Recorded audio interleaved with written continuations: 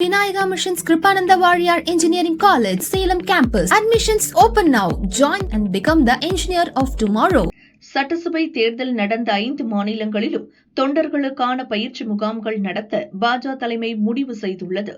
தமிழகத்தில் வரும் ஜூன் 21 முதல் ஜூலை 21 வரை மண்டல அளவிலான பயிற்சி முகாம்கள் நடக்க உள்ளன.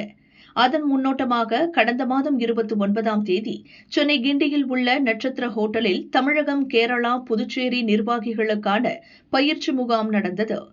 பாஜக பயிற்சி முகாம்கள் பொறுப்பாளருமான சதீஷ், தேசிய பொதுச் செயலர் தருண் சுக், மேலிட பொறுப்பாளர் அரவிந்த் மேனன் உள்ளிட்டோர் பங்கேற்று பேசினர். பொதுவாக பாஜக பயிற்சி முகாம்கள் மாலையில் தொடங்கி அடுத்த நாள் மாலை முடியும். பள்ளி, கல்லூரி அல்லது மைதானம் உள்ள திருமண மண்டபங்களில் முகாம் நடக்கும். அதிகாலை 5 மணிக்கு எழுந்து 2 மணி நேரம் உடற்பயிற்சி செய்ய வேண்டும். நிர்வாகிகள் ஒன்றாக தங்கி கட்சிக்காக சிந்திக்க இந்த ஏற்பாடு செய்யப்பட்டுள்ளது. ஆனால் சென்னை கிண்டியில் உள்ள 5 நட்சத்திர ஹோட்டலில் கருத்தரங்கம் போல பயிற்சி முகாம் நடந்துள்ளது.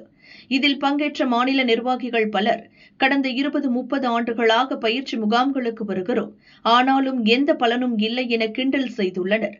இதுகுறித்து அறிந்த பாஜக தேசிய தலைவர் நிதின் நபீன், பயிற்சி முகாம்கள் முறைப்படி நடக்க வேண்டும்.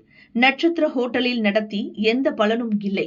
இது தொண்டர்களிடமிருந்து நிர்வாகிகளை தனிமைப்படுத்தும். இனிவரும் காலங்களில் மண்டல அளவிலான முகாம்கள் அனைத்தும் மீண்டும் பழையபடி பள்ளி வளாகங்கள் அல்லது திருமண மண்டபங்களில்தான் நடக்க வேண்டும். இனிமேல் இதுபோல நடக்கக்கூடாது என கண்டித்ததாக கூறப்படுகிறது.